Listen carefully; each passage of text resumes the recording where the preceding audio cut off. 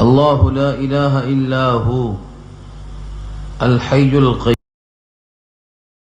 سنة ولا نوم له ما في السماوات وما في الأرض من ذا الذي يشفع عنده إلا بإذنه يعلم ما بين أيديهم وما خلفهم ولا يحيطون بشيء من علمه إلا بما شاء وسع كرسيه السماوات والأرض ولا يؤوده حفظهما وهو العلي العظيم. صدق الله العلي العظيم وصدق رسوله النبي الكريم ونحن على ذلك من الشاهدين والشاكرين. اللهم ألهمنا رشدنا وأعذنا من شرور أنفسنا. اللهم وفقنا لما تحب وترضى من القول والفعل والنية. رب اشرح لي صدري ويسر لي أمري واحلل عقدة من لساني يفقهوا قولي. آمين يا رب العالمین. محترم حضرات، معزز سامعین، محترم خواتین، میری ماں اور بہنوں، ملے بھائیوں، پیارے بچوں، آیت الکرسی پر گزشتہ ہفتے میں بحث ہو چکی تھی، لیکن آخری حصہ اجرت کی بنا پر تفصیل سے رہ گیا تھا. اس تفصیل سے بیان نہ ہونے کی وجہ سے تشنگی محسوس ہوئی. بعض احباب نے خواہش کی کہ اگر وہ حصہ جو مفصل آنا چاہیے تھا نہیں آ سکا، وضاحت ہو جائے تو زیادہ بہتر ہے. اور اس سے ہٹ کر بھی یہ عقیدہ ہے، اللہ کا تعارف کرایا ہوا، اور ہر عمل کا مدار عقیدے پر ہے. اگر عقیدہ درست نہیں ہے تو کسی عمل کا کوئی اجر نہیں، کوئی ثواب نہیں. جیسا انسان میں جان نہیں ہے تو غذا اثر نہیں کرتی، دوا اثر نہیں کرتی، ایسے ہی سب سے پہلے توحید، رسالت، آخرت یقین کے ساتھ اگر حاصل نہیں ہے تو پھر کسی عمل کا کوئی اجر نہیں ملے گا. یہی وجہ ہے کہ ہم کہتے ہیں کافر اور مشرک چاہے جتنا نیک عمل کرے، اس کے نیک عمل کا اجر آخرت میں نہیں ہے. اللہ کا اعلان بھی نوٹ کر لو، فلا نقیم لهم یوم القیامۃ وزنا. ہم ترازو ہی نہیں لگائیں گے ان کے واسطے. ایمان نہیں ہے تو کسی عمل کا کوئی مطلب ہی نہیں. جب ایمان اور عقیدہ اتنا اہم ہے اور اللہ نے خود اپنا عقیدہ اور تعارف اس آیت میں پیش کر دیا ہے، مکمل اللہ تعالیٰ کو اس کے صفات سے جاننا ہے، تو سورہ اخلاص یعنی قل هو اللہ احد، اور اس کے بعد یہ آیت الکرسی، اور تیسری آیت 28واں پارہ سورہ حشر کی آخری 3 آیتیں هو اللہ الذی لا الہ الا هو عالم الغیب والشہادہ هو الرحمن الرحیم سے آخر تک، وہ 3 آیتیں اور یہ 4 آیتیں اور سورہ اخلاص، ان 3 جگہوں کو مکمل پی جاؤ، عقیدہ بن جائے گا. اور ان 3 جگہوں میں سے کہیں بھی جھول آئے گا تو وہ حصہ عقیدے میں نقص پیدا کرے گا. تو سورہ اخلاص پر گفتگو آئندہ آئے گی، سورہ حشر پر انشاءاللہ آئے گی، مگر آج تو سورہ بقرہ کا یہ حصہ جو آیت الکرسی کے ذیل میں ہے، 255 نمبر کی آیت ہے، ترجمہ لفظی ہو چکا ہے، کچھ حصے پر گفتگو باقی رہ گئی ہے. میں یاد کرتا ہوں تاکہ کچھ لوگ جو نئے آئے ہیں ان کو محسوس ہو جائے کہ گزشتہ کیا درس ہوا تھا. اللہ لا الہ الا ہو، اللہ کہ نہیں معبود مگر وہی. اگر وہی معبود ہے، اس کے سوا اور کوئی معبود نہیں، تو پھر وہ اللہ کی ذات ہے. اور اگر اللہ کی ذات کے ساتھ اور بھی معبود ہیں تو گویا آپ نے اللہ کو نہیں پہچانا. اللہ کیسے بنا؟ یہ میں نے بحث نہیں کی تھی کیونکہ سورہ فاتحہ کے درس میں بحث آ چکی تھی، مگر سورہ فاتحہ کے درس جو لوگ تھے وہ شاید اب نہیں ہیں، یا جو اب ہیں وہ جب نہیں تھے، اور اگر تھے تو کتنا یاد آتا کتنا بھول جاتا، سوال یہ بھی ہے. تو اللہ اس میں ذات ہے، اللہ اس میں ذات ہے. بقیہ اس کے جو نام ہے وہ صفاتی نام ہے، جیسے اللہ کا جبار ہونا، قہار ہونا، بصیر اور خبیر ہونا، یہ صفاتی نام ہے. حقیقی نام جس کو نام اس میں ذات ہے، واجب الوجود جس کا وجود واجب ہے، وہ تمام خوبیوں کو جامع ہے، تمام عیوب سے مبرہ اور بری ہے. اس ذات حق کا حقیقی نام اللہ. اللہ کیسے بنا؟ اس کا مادہ کیا ہے؟ ایک بار برداشت کر لو، شاید دماغ میں کچھ بیٹھ جائے. اللہ بنا ہے الہا سے. بیضاوی بہت مشکل کتاب ہے، اس کا پارہ سمجھ لو. الہا، الہا کے معنی آتے ہیں وہ ذات جس سے بے پناہ محبت ہو. الہا، الہا الرجل جس سے بے پناہ محبت ہو.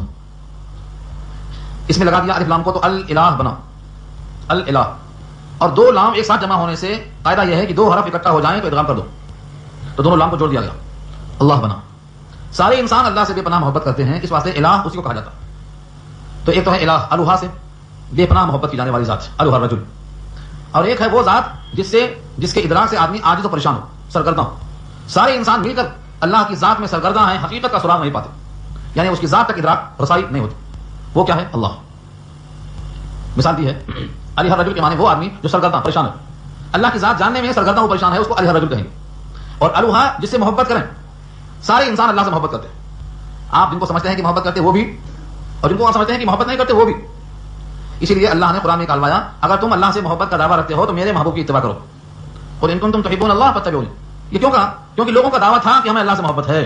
محبت کا دعویٰ اللہ سے ہے تو محبوب کی اتباع کرو، یعنی ہو بہو نقل کرو، سر سے پاؤں تک، صبح سے شام تک کسی بھی مرحلے میں محبوب کی مخالفت لازم نہ آئے، ہو بہو نقل.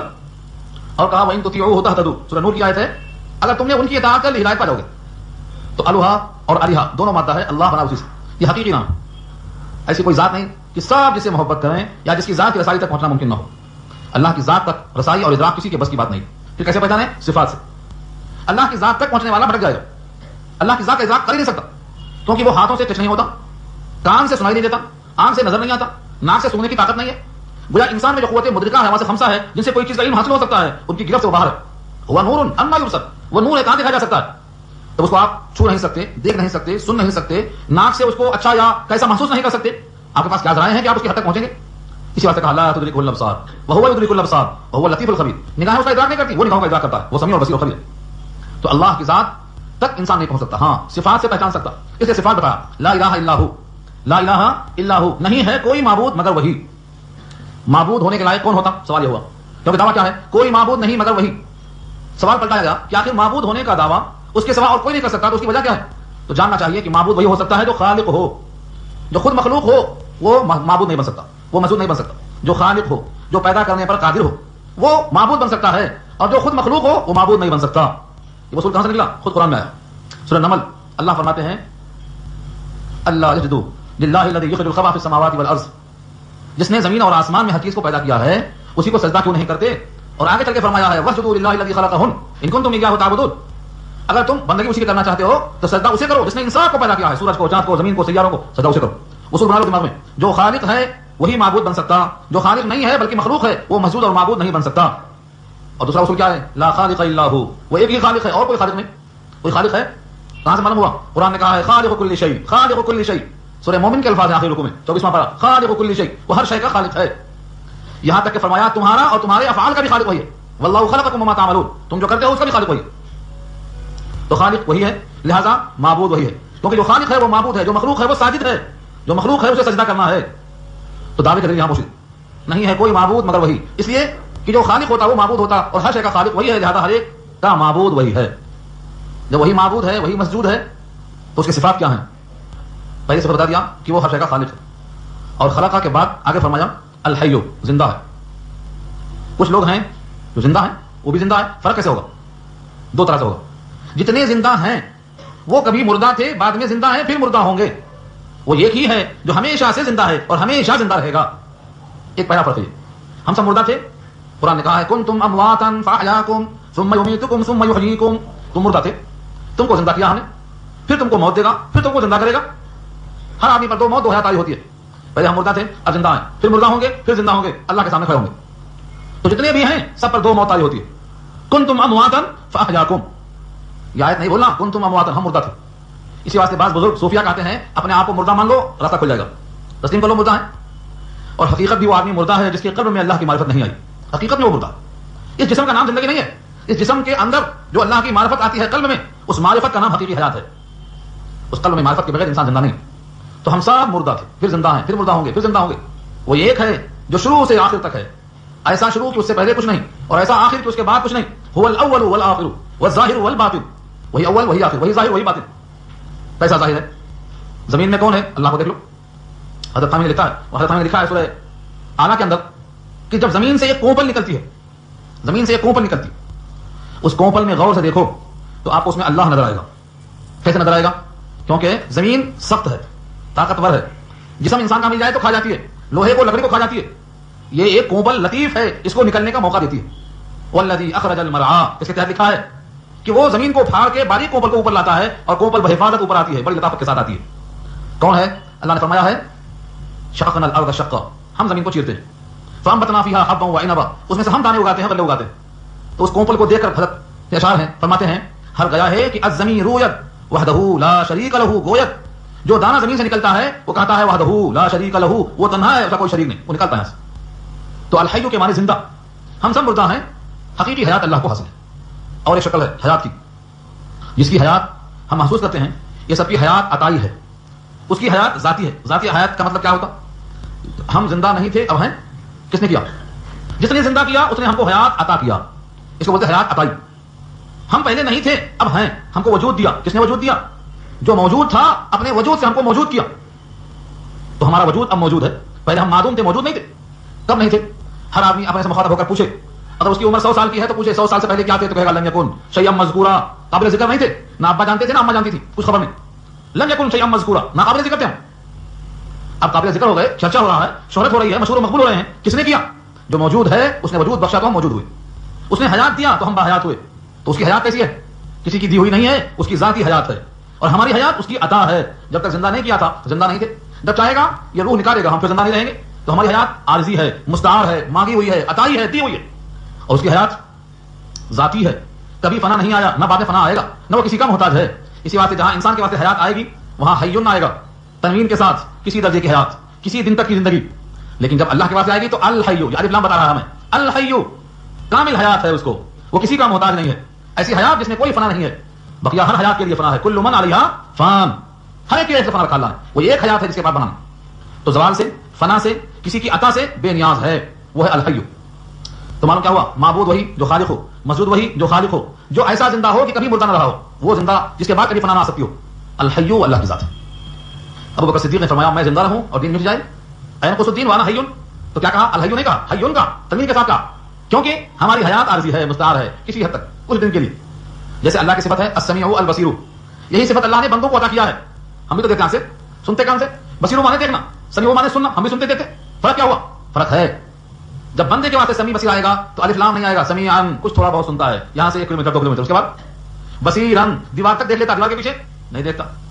سمیعن بصیرن هل اتى على الانسان حين من الدهر لم يكن شيئا مذكورا انا خلقنا الانسان من نطفه امشاج نبتليه فجعلناه سميعا بصيرا. سمیعا کون؟ انسان. بصیرن کون؟ انسان. لیکن البصیر, السمیع, الحی, القیوم یہ اللہ کی صفت. تو کسی حد تک سننے والا, کسی حد تک دیکھنے والا ہر انسان ہے, لیکن بلا کان کے سننے والا, بلا آنکھ کے دیکھنے والا, ہمیشہ سننے والا, کسی آلے کی احتیاط کے بغیر دیکھنے والا, وہ اللہ کی ذات ہے. اس لیے فرمایا الحی, وہ زندہ ہے. القیوم, قیوم قائم سے بنا ہے. قیوم کے معنی سپورٹ کرنے والا, تھامنے والا, روکنے والا. جیسے کہ چھت ہے, اس چھت کو آپ نے دیواروں پہ کانوں پہ روک لیا. دیواریں اور یہ پلرز کیا ہیں چھت کے ہاتھ میں؟ قیوم ہیں, تھامے ہوئے ہیں. یہ ایک بچے کو آپ اٹھا لیا گود میں, آپ کیا ہیں؟ قیوم ہے اس کے حد تک. لیکن جب اللہ لگا دیں گے القیوم, تو مانے ساری کائنات کو تھامنے والا. زمین پر آسمان بلا کھمبے بلا دیوار کے رکا ہوا ہے, کون ہے اس کو بچانے والا؟ ایک مقام پہ اللہ نے فرمایا, سوال کیا ہے, وَلَئِن زَالَتَا إِنْ أَمْسَكَهُمَا وَلَئِن زَالَتَا, کون ہے زالتا؟ یہ اوپر کے آسمان گر پڑے زمین پہ, اگر وہ نہ روکے کون ہے ان کو روکنے والا؟ اگر اللہ ان پر نہ روک لے تو کون روکنے والا ہے؟ تو القیوم کے معنی سب کو تھامنے والا. سورج کیوں لٹکا ہوا ہے؟ کس میں معلق ہے؟ چاند, تارے, جتنے بھی مریخ کے ساتھ لگے ہوئے ہیں, شمس و قمر, مریخ و زہرا, زحل و عطارد, مشتری, ان کواکب کو روکنے والا کون ہے؟ یہ ٹکراتے کیوں نہیں, اپنے محور سے آگے بڑھتے کیوں نہیں؟ یہ کون روکنے والا ہے؟ القیوم, سب کو تھامنے والا. اور ایسا تھام کے نظام بنایا, کل فی فلک یسبحون, سب اپنے اپنے محور میں گردش کر رہے ہیں, سر منہ انحراف نہیں کر سکتا کوئی. تو القیوم کون ہے؟ جو سب کو تھامنے والا ہے, اس کو کسی تھامنے کی ضرورت نہیں. وہ القیوم زندہ ہے, سنبھالنے والا ہے تمام عالم کا. شاید 10 میں آئی تھی بات یہ بھی, پرندے اڑتے ہیں, ان پرندوں کے اڑنے میں کبھی وہ پر کھولتے ہیں, کبھی پر سمیٹتے ہیں. ما یمسکہن الا الرحمن, ما یمسکہن الا الرحمن, اولم یروا الی الطیر مسخرات فی جو السماء, ما یمسکہن الا الرحمن. جو پروں کو کھول کے, پروں کو سگوڑ کے ہوا میں اڑتے ہیں, انہیں گرنے سے بچانے والا سوائے رحمان کے اور کوئی نہیں. تو یہ القیوم کا ترجمہ ہے, سب کو تھامنے والا. نشا پلا کے گرانا تو سب کو آتا ہے, مزہ تو جب ہے جب گرتوں کو تھام لے ساتھی. جو گرتا ہے اس کو سوال, قوت عشق سے ہر پست کو بالا کر دے, دہر میں اس میں محمد سے اجالا کر دے. وہ کیسے کریں گے اجالا؟ کائنات کو تھامنے والا اللہ ہے, اس کو تھام لو, مضبوطی کے ساتھ پکڑ لو. جو سب کو تھامنے والا ہے تم اس کو تھامو. وہ حبل اللہ المتین, واللہ کی مضبوط رسی ہے, وہی قرآن کریم. اس کو تھامنے والا یوں سمجھ لیں کہ ایک سرا اللہ کے ہاتھ میں, ایک سرا ہمارے ہاتھ میں. یہ چھوٹ جائے تو ہم گر جائیں, غفلت میں پڑ جائیں. ہاں رسی مضبوط ہے, کبھی ٹوٹنے والی نہیں. اس کے ساتھ بولے گا سچ بولے گا, عمل کرے گا اجر ملے گا. یہ قرآن کریم کے ساتھ رہنے والا کبھی محروم نہیں ہو سکے گا. تو القیوم کے معنی سب کو تھامنے والا, چاہے آسمان ہو, چاہے پرندہ ہو, اور بھی کچھ دیکھ لیجیے آپ کیا ہے کائنات کے اندر, سب کو تھامنے والا وہی. کل صاحب سے ملاقات ہوئی, نکاح پڑھاتے پڑھاتے, ہمارے دوست عبدالرشید صاحب, وہ 27 سال سے کام کرتے ہیں ہوائی جہاز میں, انجینئر ہے. انہوں نے کہا یہ سیلاب جو آیا, سمندری طوفان آیا, اس کا ذکر کر رہے تھے کہ ایک ایسے مقام سے جہاز گزرا کہ اس کے اوپر کی فضا بگڑی ہوئی تھی, خطرناک تھی, یعنی کشش جو ہوتی ہے اس کی بڑھ گئی تھی. تو جہاز میں جو لوگ بیٹھے ہوئے تھے ایک دم 14 فٹ پہ آ رہے ہیں, پھر اوپر جا رہے ہیں, نیچے آ رہے ہیں, اوپر جا رہے ہیں, کنٹرول سے باہر. کئی لوگوں کے ہاتھ ٹوٹ گئے جھٹکے کی وجہ سے. وہاں کا جو پائلٹ تھا غیر مسلم تھا, ان سے ملے, اس نے کہا آج مجھے یقین ہوا کہ کوئی طاقت ضرور ہے, کوئی طاقت ضرور ہے. تو فضاؤں میں بھی جو ہم چلتے ہیں ہوائی جہاز میں, ان کو بھی تھامنے والا وہی ہے. ہم سمجھتے نہیں ان چیزوں, کائنات کا ہر نظام سنبھالنے والا وہی. ایسے ایسے فلکی نظام ہے, فضائی نظام ہے کہ انسان کی عقل محدود ہے. یہ القیوم کی صفت ہے, سب کو تھامنے والا ہے. اللہ تعالیٰ کی 2 صفتیں یہ ہو گئی. چوتھی صفت اور تیسری صفت دونوں مشترک ہیں. لا تأخذہ, نہیں پکڑتی ہیں اس کو, سنتن, نیند. سنتن کے معنی ہلکی نیند, اس کو اونگ بولتے ہیں, اونگ. ایک آدمی بیٹھا ہے, بیان سنتا سنتا ایک دم جھول جاتا, سر کا ہل جانا, بیٹھے بیٹھے نیند بیداری میں ہے, ابھی ہوش میں ہے, غفلت تاری ہوئی, سر لڑک گیا, تو کیا ہے اس کو اونگ بولتے ہیں, اونگنا. جیسے اللہ تعالیٰ نے غزوہ احد کے اندر مسلمانوں میں اطمینان پیدا کرنے کے لیے یہی اونگ تاری کر دیا تھا. جبری تلوار لیے کھڑے ہیں جہاد میں, ہاتھ سے تلوار ٹوٹ جا رہی ہے, کیوں؟ نیند غالب کر دیا, جبرن نیند ڈال دیا. یہ جبری نیند کیوں ڈالا؟ تاکہ خوف غائب ہو جائے. خوف میں نیند نہیں آتی, اور نیند آتی تو خوف نہیں جاتا. تو نیند اور اونگ دونوں جمع نہیں ہوتے. یہ میں کیوں عرض کیا؟ جب معلوم ہو جائے کہ اونگنا ایک جبری تسلط ہے آدمی کے اوپر. جیسے غشی طاری ہو جائے آدمی کا بدن اس کے ساتھ مدہوش ہو جاتا ہے, ایسے اونگ جب طاری ہو جاتی ہے تو آدمی اپنے وجود سے بے خبر ہو جاتا ہے. یہاں تک کہ اونگنے والا اگر ٹیکا لگایا ہے تو اس کا وضو بھی ٹوٹ جاتا ہے. وضو کیوں ٹوٹتا ہے؟ اس اندیشے پر کہ شاید ٹیکا لگانے سے ہوا خارج ہو گئی ہو, وضو ٹوٹ جاتا ہے اس کا. تو یہ اونگنا کس کی صفت ہے؟ بندوں کی ہے. اللہ کو اونگ نہیں آتی, کیونکہ اونگنا کیا ہے؟ اپنے سے غافل ہونا, اور اللہ اپنے سے غافل نہیں ہو سکتا. لا تأخذہ سنۃ ولا نوم, نوم کے معنی نیند. یہ نیند کون سی ہے؟ جو مشابہ ہے موت کے, جو آدمی بالکل بے خبر ہو جاتا ہے اپنے وجود سے, پوری طرح اللہ تعالیٰ اس روح کو قبض کر لیتے ہیں, وہ ہے نیند. الصلاۃ خیر من النوم, نوم کے معنی نیند. یہ نہیں کہا الصلاۃ خیر من الصنم, اونگ سے بہتر ہے, نہیں, نیند کا, کیونکہ ساری کائنات کے لوگ محو خواب ہوتے. بقول مولانا عاقل صاحب کے, فجر کی نماز کے فوراً بعد گزر جاؤ تو لگتا ہے قبرستان ہے زندوں کا, زندوں کا قبرستان. فجر میں تعداد کم کیوں ہوتی ہے؟ لوگ زندہ ہوتے ہیں مگر سوتے رہتے ہیں. وہ کون سی نیند ہے؟ قرآن کریم کی آیت ہے, اللہ تعالیٰ ہر ایک کی روح قبض کرتے ہیں جب وہ سوتا, ہر ایک کی روح قبض کر لیتے ہیں جب وہ سوتا. اللہ یتوفی الانفس حین موتها والتي لم تمت في منامها فيمسك التي قضى عليها الموت ويرسل الاخرى الى اجل مسمى. یہ آیت کیا کہتی ہے؟ اللہ وفات دیتا ہے جان کو جب اس کی موت کا وقت آتا ہے, اور جس کی موت کا وقت نہیں آیا اس کی وفات ہوتی ہے نیند کے موقع پر. حین موتها والتي لم تمت في منامها, منام اسی نوم سے بنا ہے, خواب میں. اور جس کا ابھی وقت نہیں آیا ہے, نیند سے اٹھنے کے بعد اس کی روح مل جاتی, واپس آ جاتی. یہ روح چلی جاتی پھر آ جاتی. ایک تو ہے حیات اور ایک ہے روح. حیات درختوں میں ہے, درخت بڑھتا اسی سے. حیات جانوروں میں ہے, بڑھتا اسی سے. لیکن روح درختوں میں نہیں ہے, روح انسانوں میں, وہی روح قبض کرتا ہے اللہ. تو انسان کے اندر جو روح ہے, اس روح پر غفلت طاری کرنے کا نام اونگ ہے, اس کو لے لینے کا نام نیند ہے. جب اس کو چھوڑ دیتا ہے پھر حیات لوٹ کے آ جاتی ہے. اللہ یتوفی الانفس حین موتها والتي لم تمت في منامها فيمسك التي قضى عليها الموت ويرسل الاخرى الى اجل مسمى. اور جس کی حیات باقی ہے روح کو واپس کر دیتا ہے تھوڑے دنوں کے واسطے, جو متعین کیا اللہ نے. بہرحال جس کو اونگ آتی ہو وہ خدا نہیں ہو سکتا, جس کو نیند آتی ہو وہ خدا نہیں ہو سکتا. معبود وہی ہے جو سب کا خالق ہو, معبود وہی ہے جو ہمیشہ زندہ ہو, معبود وہی ہے جو سب کو تھامنے والا ہو, اور معبود وہی ہے جو اونگ سے نیند سے بری اور پاک. لہو ما فی السماوات و ما فی الارض, یہ آیت سرسری بجا جاتے ہیں. لہو, لہو مانے اسی کے لیے ہے, لہو کے مانے اسی کے لیے ہے. ماں جو کچھ فی السماوات آسمانوں میں ہے, وہ ما فی الارض اور جو کچھ زمین میں ہے. کس کا ہے یہ گھر؟ کس کا ہے؟ کہیں گے ہمارا ہے, ٹھوک کے بجا کے بولتے ہمارا. یہ بچہ کس کا ہے؟ تو ہمارا. یہ باپ کس کا ہے؟ تو ہمارا. اللہ کیا فرماتے ہیں آیت کرسی میں؟ وَلَهُ, اسی کا ہے. جس دن سے ہم نے سمجھا کہ ہم اس کے مالک ہیں, دھوکہ کھا گئے. آپ کی ہوتی تو آپ کی ملکیت دائمی ہے, آپ کا وجود خود دائمی نہیں ہے, تو آپ کی ملکیت دائمی کیسے ہوئی؟ ہر شے کا وارث کون بنے گا؟ اللہ. ان الارض للہ یورثها من یشاء من عبادہ, زمین ساری اللہ کی ہے, جس کو چاہتا ہے وارث بناتا ہے اپنے بندوں میں سے. ان الارض للہ, اللہ کی زمین. اور یہاں کہا زمین میں جو کچھ ہے وہ بھی اسی کی ملکیت. تو ہم کس کی ملکیت ہوئے؟ اللہ کی ملکیت. ہم مملوکہ شے ہیں. مملوک کے معنی مالک, مملوکہ شے کو چاہے رکھے چاہے بیچ لے, زندہ یا مردہ, تبدیل کرے تغیر کرے, جو چاہے کرے, اس کی ملکیت میں ہے. آپ کا مکان ہے, آپ اس کو توڑ دیں, 2 منزل بنا دیں, پہلے سینما حال تھا, آپ اس کو فیکٹری بنا دیں, آپ کی مرضی. تو کائنات میں جو کچھ ہے اس کا مالک اللہ ہے. اقرار ہے تو پھر آگے بڑھو, وہ نہ سوچ کر یہاں جواب دو. سوچنا پڑے گا. آپ کا وجود ہے, اس کا مالک کون؟ لوگ کہتے ہیں ہم مالک ہیں, مرنے کے بعد ہماری آنکھ دے دینا, ہماری آنکھ دے دینا, ہماری آنکھ ہے وہ. یہیں سے غلطی ہو رہی. ہم اپنی ذات کے مالک نہیں ہیں. ہماری آنکھ ہماری اپنی نہیں ہے, مستعار ہے, مانگی ہوئی ہے, دی ہوئی ہے, چند دنوں کے لیے استعمال. تو ہماری آنکھ نہیں ہے, ہم دینے کے مجاز ہیں. گردے ہمارے نہیں ہیں, ہم نہیں دے سکتے. کس کے ہے یہ؟ اس کا ایک پیدا کرنے والا ہے, اسی نے بنایا ہے, یہ سب اسی کی ملکیت ہے. اسی لیے وہ جب تک چاہتا ہے دل چلتا ہے, نہیں چاہتا ہے تو دل رک جاتا ہے, آنکھیں کام نہیں کرتی. آج سب سے بڑا مغالطہ ہوا ہے کہ ہم بھی مالک ہیں. سورہ فاتحہ کے 10 میں آیا تھا مالک یوم الدین, فیصلے کے دن کا مالک ہے, تو ہم سمجھے کہ آج نہیں ہے وہ, جب کا ہے. وہاں بتایا گیا تھا حقیقت یہ ہے مالک مختار تو آج بھی ہے, کل بھی رہے گا. فرق یہ ہے کہ آج دنیا میں تھوڑی بہت ملکیت ہم کو بھی دے دی ہے. یہ کھا لو, یہ پی لو, یہ پہن لو, یہاں رہ لو, یہ بیٹھ لو. ہر چیز آج بھی نہیں کھا سکتے ورنہ مجرم, ہر چیز آج بھی نہیں پہن سکتے ورنہ مجرم, ہر بات زبان سے نہیں کر سکتے ورنہ آج بھی مجرم. کیوں؟ ریشم پہنیں گے گناہ کبیرہ ہے, نہیں پہن سکتے. سونا پہنیں گے گناہ کبیرہ ہے, نہیں پہن سکتے. ہر گوشت ہر سبزی جو اللہ نے رکھا ہے حلال وہی کھا سکتے ہیں, جو منع کیا ہے وہ نہیں کھا سکتے, مجرم ہو جائیں گے. تو آج بھی ہم نہ ہر چیز کھا سکتے, نہ پہن سکتے, نہ زبان سے ہر کلمہ بول سکتے. لوگ جو چاہتے بول دیتے.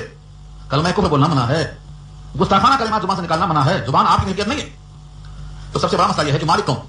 الا لہ الحکم والامر, الا لہ الخلق والامر, اسی کا تمام مخلوق بائے والا, اسی کا حکم چلتا ہے, اسی کی ملکیت ہے, اسی کی زمین ہے. اللہ کی شان نے کہا اسی کے لیے ہے جو کچھ آسمانوں میں ہے اور جو کچھ زمین میں ہے. اب بتاؤ ہمارے گھر میں ہمارے بچے ہیں, وہ کس کی ملکیت ہیں؟ اللہ کی ملکیت ہے. یہ سمجھ میں آتے نہیں. کسان جب زمین میں غلہ لگاتا ہے, پیدا کر کے لاتا ہے, وہ سمجھتا ہے میں نے پیدا کیا. اللہ کیا فرماتے ہیں؟ کھیتی تم کرتے ہو کہ میں؟ بظاہر تم کو دکھائی دے گا کہ کسان جا رہا ہے, کھیت دھوتا ہے, غلہ ڈال رہا ہے, کھاد ڈالتا ہے, سارے کام کسان کرتا ہے. اللہ فرماتے ہیں نہیں, کھیتی ہم کرتے ہیں, تم نہیں کرتے. انتم تزرعونه ام نحن الزارعون, چاہے پیسہ ہوتے کہ کچھ بھی پیدا ہوتی. یہ زمین کی خاصیت ہے, مٹی کھایا اس کو, انسان کے جسم کو, لوہے کو, لکڑی کو, کپڑے کو, جو کچھ ہم کو کھایا. ایک دانا نہیں کھاتی ایک دانا جب اس دانے کو تلنے کا پانی کا نام ہے وہ ایک دانا کی کیا طاقت ہے کہ جو زمین کھا رہی وہ بڑا کھا رہی نہ کوئی دانا ہے دانا یہ ناموں کے ساتھ کیسے یہ بڑا کھا رہی کوئی کھا رہی اسے گیہوں کا دانا نہیں ہوا کیوں نہیں ہوا اسی اللہ نے اس دانے کو نکالا یہ دوسرا کوئی نہیں نکالا اللہ چاہیے تو کرتا دیکھو تو کا دانا وہ مٹی کا نہیں ہوتا وہ نہیں ہوتا تو مٹی نہیں کیوں وہ مٹی سمجھتی ہے حاکم ہے اس نے کہا کو نکال نکالا پڑتا وہ نہیں کرتی تو یہ شراب ہے نا نہ نکالا یہ سامان وتخلف وأذنت لربها وحقت کہے گا اللہ جتنے زمین میں ہیں سب باہر نکال وہ سب نکال کے دے کیوں زمین اللہ کا حکم مانتی ہے آج سڑکوں نکالتی ہے دانا نکالتی ہے کل ملک دبیے کو باہر نکال کے تو انسان کہے گا اس سونے چاندی کی خاطر میں نے کیا کرنا کی ہاتھ کروایا تھا بے آبرو ہو گیا تھا آج بھر پڑا ہے بخار انسان ہمارا کیا ہوا تو حقیقت یہ ہے کہ زمین اللہ کی ملکیت ہے اور وہ اللہ کا حکم مانتی ہے وأذنت لربها وحقت اس کا ترجمہ ہے اپنے رب کی اجازت کو مانتی ہے اور حق ہے کہ مانے تو زمین بھی اللہ کا حکم مانتا ہے زمین اللہ کا حکم اور بادل بھی اللہ کا حکم یہ انسان کو کیا ہوا ہے کہ خلیفہ ہے مگر حکم نہیں مانتا چلانا چاہتا ہے تو زمین و آسمان کس کی ملکیت ہے اللہ کی ملکیت ہے زمین سے پیدا اللہ کرتے تو ہماری اولاد بھی تو کھیتی ہے وہ کس کی ملکیت ہے سارے جہان کے لوگ مل کے ایک مکھی پیدا نہیں کر سکتے ایک مکھی ایک مچھر نہیں بنا سکتے اولاد بنانا بہت دور کی بات ہے اسی واسطے اللہ فرماتے ہیں ہم چاہتے ہیں کسی کے لیے تو اولاد دیتے ہیں کسی کو لڑکی دیتے ہیں کسی کو لڑکا دیتے ہیں کسی کو دونوں دیتے ہیں کسی کو کچھ نہیں دیتے ہیں باہر دیتے ہیں ہماری مرضی یخلق ما یشاء یہب لمن یشاء اناثا ویہب لمن یشاء الذکور او یزوجهم ذکرانا واناثا ویجعل من یشاء عقیما انه علیم قدیر تو کھیتی کی طرح مالک اولاد کے ہم نہیں ہیں وہ بھی امانت ہے ہمارے ہاتھ میں اس امانت کو ہم اللہ کی کتاب نہیں پڑھا کر ظاہری کتاب پڑھتے ہیں اللہ کے حدیث سے خرید کرنے کے بجائے یہودیت سے خرید کرنے والا کو پاتے ہیں امانت میں یہ بھی خیانت ہے زمین اور آسمان کا مالک ہے تمہارے بچوں کا وہ مالک ہے جس طرح آپ غلط استعمال نہیں کر سکتے ایسے اولاد کا بھی غلط استعمال نہیں کر سکتے وہ ملکیت ہے اللہ کی کہاں ثابت ہوتی ہے اسی آیت لہو ما فی السماوات و ما فی الارض کا ترجمہ ہے اسی کی ملکیت میں ہے جو کچھ آسمانوں میں ہے جو کچھ زمین میں ہے اس کی ملکیت ہے زمین سے نکلا ہوا اسی کی ملکیت میں آسمان سے اترا ہوا اسی کی ملکیت میں اندر سے ہم نے تیار کیا ہے یہ بھی اسی کی ملکیت میں تو اللہ کی ملکیت جب اللہ کی ملکیت ہے تو مال میں سے 2.5% کیوں مشکل ہو رہا ہے اللہ کی ملکیت نہیں سمجھتے ہمارا مال کم ہو گیا ہمارے مال سے گھٹیا ہم سمجھتے اگر سمجھ جائیں کہ اللہ کی ملکیت ہے تو 2.5 پیسہ دینا مشکل نہیں ہوگا 2.5% دینا ہر مشکل نہیں ہوگا ہاں تقویٰ دل میں آیا تو اللہ کا محفوظ ہے خوف آئی اللہ کی عظمت آئی تو محفوظ ہے تو اس کو کریں آپ تمام چیزوں کا مالک وہی ہمارے کپڑوں کا وہی مالک ہمارے گھر کی ہر چیز کا وہی مالک ہمارے بچوں کا وہی مالک اور حقیقت یہ ہے ہمارے بچے بولنا بھی غلط ہے تعارف کے لیے پہچان کا رکھا اللہ نے ورنہ ہر بچہ اللہ کا بنایا ہوا ہے ہر بچہ اسی کا تیار کیا ہوا ہے ماں کو خبر نہیں کہ پیٹ میں کیا بنتا ہے اگر اس کا ہے اسے خبر چاہیے میں کیا کرنا ہوں اندر اللہ نے پیشن گوئی کی ہے 3 اندھیریوں میں تیار کیا ہوں 3 اندھیریوں میں ظلمات ثلاث 3 اندھیریوں سورہ زمر فرمایا ماں کو بھی خبر نہیں کہ اندر کیا بن رہا ہے کالا ہے کہ گورا ہے اور شقی ہے کہ نیک بخت ہے لڑکی ہے کہ لڑکا ہے یہ جو عارضی پہچان ہوتی ہے وہ بھی کب ہوتی جب سب کچھ بن جاتا ہے تو مجھے کرتے ہیں کیا ہو گیا یعنی گویا صرف جھلی حائل ہے تو مجھے بتا سکتی ہے ورنہ پیدائش نمونے تخلیق کے مکمل ہونے سے پہلے وہ مجھے کمی ہے تم نہیں وہ سب کچھ کیا تو ہر آدمی سوال کیا جائے اللہ تعالیٰ فرمایا من الذی یشفع من الذی یشفع کون ہے وہ جو سفارش کرے یشفع شفاعت کرے سفارش کرے سب اس کے پاس کی ہے کافی حد تک لیکن ایک بات عرض کروں میں فرمایا من الذی کون ہے وہ جو من اس کے بعد زادکا سے زا بچا ہے اور کاف حذف ہے ایسا آدمی بہت ہوتا ہے زادکا سے زا ہے کاف حذف الذی یشفع جو سفارش کرے عنده اللہ کی جناب الا باذنہ مگر اسی کی اجازت سے جب تک وہ اجازت نہ دے تب تک اس کے سامنے کوئی سفارش کرنے کی طاقت نہیں رکھتا ہے یہ عقیدے کا جز ہے آسان بات نہیں سوال یہ ہے کہ اللہ تعالیٰ کے سامنے سفارش کرنے کا حق اسی کو ہے جس کو اللہ تعالیٰ حکم دے دے وہ کون ہے اور کس کے ہاتھ میں اگر کوئی سفارش کرنے والا سفارش کرنا چاہے تو 3 شرطیں نوٹ کر لیں اس کو یہیں سے سب سے پہلی شرط یہ ہے کہ اللہ اجازت دیں اللہ اجازت دیں اور نمبر 2 پہ کیا ہے جس کے حق میں سفارش کی جا رہی ہے وہ اس کا مستحق ہو میں نے کیا تھا ابراہیم اللہ کے خلیل ہو کر اپنے باپ کے حق میں سفارش کرتے ہیں تو اللہ رد کر دیتے ہیں کیا کہتے ہیں حرمت الجنت علی الکافرین حرمت الجنت علی الکافرین میں نے کافروں پر جنت کو حرام کر دیا ہے تو خلیل اپنے والد کے واسطے سفارش کرتے ہیں رد کیوں رد کیونکہ ان کے باپ نسبت میں باپ ہیں لیکن ایمان نہیں تھا اس لیے وہ مستحق نہیں تھے سفارش رد کر دی جائے قبول نہیں ہو سورہ اعراف میں اسی کو اور بیان کیا اللہ نے کھول ونادى اصحاب النار اصحاب الجنه ان افيضوا علينا من الماء او مما رزقكم الله قالوا ان الله حرمهما على الكافرين یہی ہے مفہوم مستقل جہنم والے پکاریں گے جنتیوں کو کیا پکاریں گے ہم پر تھوڑا پھینکو نا افیضوا علينا پھینکو نا کہاں سے پھینکنا ہے اوپر سے پھینکنا ہے خالی کیا پہنچ جائے گا کیا پھینکو من الماء پانی پانی پانی پکار رہے گے پانی تھوڑا پانی پھینکو کتنی یہاں پر سوال ہے پانی کی کیا مشکل ہے میں پانی پھینکنا پانی پھینکو روٹی کا ٹکڑا پھینکو او مما رزقكم الله جو تم کو رزق دیا ہے اللہ نے اس میں سے پھینکو ٹکڑا روٹی کا پانی کا قطرہ روٹی کا ٹکڑا مانگیں گے پھینکو یہ سورہ اعراف کی آیت پڑھ رہا ہوں حافظ موجود ہے کھولنا دیکھنا کیا جواب دیا اللہ نے کیا جواب دیا اللہ نے قالوا صاف جواب دیں گے جنتی ان اللہ حرمهما على الكافرين پانی کا قطرہ نہیں روٹی کا ٹکڑا نہیں دونوں اللہ حرام کر دیا کافروں پر کیوں سفارش تو بہت دور کی بات ہے پانی کا قطرہ نہیں ملے گا تو سفارش کرنے والا پہلے اللہ کی طرف سے اذن ملے اجازت ملے پہلی شرط دوسری یہ کہ وہ مستحق ہو یعنی صاحب ایمان ہو اگر ایمان کا ذرہ بھی نہیں ہے تو کسی کی میدان سفارش کرنے لا يملكون منه خطابا اللہ سے خطاب کرنے کی کوئی طاقت نہیں رکھتا 2 شرطیں ہو گئی تیسری شرط کیا کوئی کسی کی سفارش کرتا ہے کیا وجہ ہے کیوں کرے گا کوئی کچھ کیا ہے آپ نے اس میں جو شخص کسی پر بھلائی کرتا ہے اس کے احسان میں وہ سفارش کرے گا جیسے میں نے کیا تھا اس سے پہلے گلاس پانی پلایا تھا 1 گلاس پانی پلانے والا جہنم کی طرف جا رہا ہے اور پینے والا پہلے سے بخشا ہوا ہے ہاتھ پکڑ لے گا کہا تم کو میں نے 1 گلاس پانی پلایا تھا آج تم جنت میں مجھے دیکھ لو بدلا اس کو وہ اللہ سے کہے گا اللہ یہ سچ کہتا مگر میرے پاس کچھ نہیں ہے کیا اس کو میں تو محتاج فقیر بندہ میرے پاس کچھ بھی نہیں ہے تیرے کرم سے بخشا گیا ہوں اس کا سلا واقعی متواجد باقی مجھے پانی پلایا کیسے اللہ فرمائیں گے ساتھ لے کے چلا جا ساتھ لے کے چلا جا تو یہ ہے سلوک کرنا اس میں سلوک ہم جانتے نہیں ہم کو سب چھیلنا آتا بس جائے کاٹنے کسی کو پانی دے کے تیار کرنا نہیں آتا جائے کاٹنا آتا. حسد ہمیں بھرا ہوا ہے. حالانکہ حسد کیا کرتا ہے؟ نیکیاں ختم کر دیتا ہے. حسد نیکیاں ایسے ختم کرتا جیسے آگ لکڑیاں ختم کر دیتی ہے. الفاظ نوٹ کرو. الحسد یاکل الحسنات کما تاکل النار الحطب. اس طرح لکڑیوں کو آگ کھا جاتی ہے, نیکیوں کو حسد کھا جاتا ہے. حسد سے بھرے ہوئے ہیں تو تبرع, احسان, سلوک, نیکوں سے محبت, نیکیوں سے محبت اور نیک محفلوں میں محبت, یہ کیا کرتا ہے؟ اچھوں کے ساتھ رہو, اسی واسطے کہا جاتا ہے یا ایھا الذین آمنوا اتقوا اللہ, یا ایھا الذین آمنوا اتقوا اللہ. اور کیا ہے؟ کونوا مع الصادقین, سچوں کے ساتھ رہو. سچوں کے ساتھ رہیں گے فائدہ ہوگا, کم سے کم وہ جائے جنت میں. سچوں کے ساتھ رہیں گے, سچا کہاں جائے گا؟ جنت میں جائے گا. جاتے جاتے سامنے گیا تو اس کے متحد بنو بھائی. تو رب کریم کی شان یہ ہے, اس کے سامنے کوئی سفارش نہیں کر سکتا جب تک کہ اجازت نہ ہو, جب تک کہ استحقاق نہ ہو, جب تک کہ اس پر حق نہ ہو. اور ایک روایت سنا دوں, زمین اور آسمان کے درمیان جتنے انسان ہیں ان میں سب سے بہترین انسان انبیاء کے بعد کون ہے؟ ظاہر نبی تو نہیں آئیں گے, اب دروازہ بند ہو گیا نبوت کا. نبی کے ساتھ آنے والے صحابی اب تو نہیں آئیں گے, دروازہ بند ہو گیا. تو زمین و آسمان کے درمیان میں سب سے عمدہ انسان کون ہے؟ سوال ہے آپ سے. آپ بڑے بڑے لوگوں کے نام بتائیں گے, لیکن محمد مصطفیٰ صلی اللہ علیہ وسلم نے فرمایا ہے سب سے بہتر انسان وہ ہے جو قرآن سیکھے اور سکھائے. قرآن سیکھے اور سکھائے. خیرکم من تعلم القرآن وعلمہ, تم میں سب سے بہتر انسان وہ ہے جو قرآن سیکھے اور سکھائے. کیوں؟ ایک اور روایت میں فرمایا خیر الناس من ينفع الناس, بہترین آدمی وہ ہے جو نفع پہنچائے. قرآن سیکھنے والا نفع پہنچاتا ہے, اور جو نفع نہیں پہنچا سکتا اس نے قرآن نہیں سیکھا. قرآن سیکھنے والا خاموش نہیں رہ سکتا. کیوں؟ قرآن کا تقاضا ہے یہ. قرآن کریم کو جاننے والا رات بھر نہیں سوتا ہے, رات بھر نہیں سوتا ہے. اگر سوتا ہے تو نہیں جانتا ہے قرآن کریم, یہ تقاضا ہے قرآن کریم کا. تو زمین و آسمان کے درمیان میں استحقاق پیدا کرو, جو اللہ کی نظر میں اور اللہ کے محبوب کی نظر میں عمدہ انسان ہے, ان کی صحبت میں رہو, کچھ تو سیکھو گے. تو تین باتیں ہیں, تین شرطیں ہیں, اس کے بغیر کوئی سفارش نہیں کر سکتا ہے. وہ روایت میں عرض کرنا چاہتا تھا, وہ کیوں پیش کیا؟ فرمایا کہ اگر کسی شخص نے بچے کو حفظ قرآن کرا دیا, حافظ قرآن, تو وہ بچہ اگر عالم بعمل ہے, حافظ قرآن ہے, تو اس کے خاندان میں سے 10 کی سفارش کا وقتدار بنے گا, اور 10 ایسے جن پر جہنم واجب ہو چکی تھی. الفاظ حدیث کے نوٹ کر لیں, کلام ہے تو چیک کر لیں. من قرأ القرآن فاستظهره فأحل حلاله وحرم حرامه أدخله الله الجنة وشفعه في 10 من أهل بيته كلهم قد وجبت لهم النار.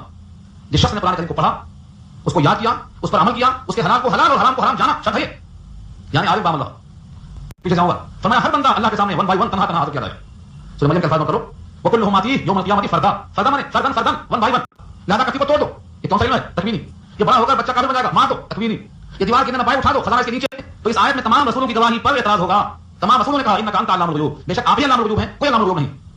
اور یہ قرآن کریم میں درج ہے. تو علام الغیوب کون ہے؟ ایک اللہ کی ذات ہے. تمام رسولوں کا اقرار ہے, ہم بھی اسی کا اقرار کرتے ہیں. دوسری بات ہو گئی انباء الغیب, غیب کی خبریں. اطلاع علی الغیب, غیب پر اطلاع کرنا, یہ بما شاء میں آتا, الا بما شاء. ضرورت کے موقع پر اللہ تعالیٰ نے انبیاء کرام کو غیب کا علم دیا, جتنا ضرورت پیش آئی, جتنا ضرورت پیش آئی. چاند کو سورج کو گرنے سے روکنے سے, ہر ایک پہ دعائیں سنتا ہے, ہر ایک کو غذائیں پہنچاتا ہے. زمین و آسمان سب تھکاوٹ کی چیزیں ہیں. اللہ فرماتے ہیں تم سمجھتے ہو کہ آسان نظام میں تکلیف ہوتی, تھکن ہوتی, ولا یعودہ, اس کو گرا نہیں ہے, اس پر کوئی بار نہیں ہے, اس پر کوئی مشقت نہیں ہے. ان دونوں کی حفاظت, لیکن وہ اتنا قادر ہے کہ خالی کن کا بھی تو ہو جاتی ہے. اذا اراد له شيئا, اذا اراد له شيئا, ارادہ کر لے, خالی سوچ لے, ہو جاتا. فسبحان الذي بيده الملكوت, اس کے ہاتھ میں تمام بادشاہت, اسے کہانی بدل. وہ کیسا ہے؟ وہ العلی, الف لام کے ساتھ ہے العلی, خالی علی نہیں. وہ العلی, یا علی پکارنے کے گناہ ہوگا تو شرک ہو جائے گا. یا علی نہیں, یا العلی پکارنا جائز, یا العلی, اللہ کا نام ہے. وہ العلی العظیم, العظیم اللہ, العلی اللہ, عظیم الف لام کے بغیر, علی الف لام کے بغیر یہ بندوں کا نام ہو سکتا ہے, لیکن اللہ کے لیے الحی, القیوم, البصیر, السمیع, ایسے ہی العلی, العظیم, یہ سب صفتیں اللہ, وہ بلند ہے, باعظمت ہے. یہ تمام چیزیں کیا ہیں؟ ہمارے عقیدے کا جز ہے. ان میں اگر جھول آئے گا تو عقیدہ نہیں, ایمان خراب ہو جائے گا. یہ پورا حصہ ہے. کچھ حصہ اس کا جو بچا ہے وہ کہاں ہے؟ سورہ حشر کی آخری 3 آیتوں میں اور سورہ اخلاص میں. اللہ تعالیٰ عمل کرنا آسان فرمائے. وآخر دعوانا الحمدللہ.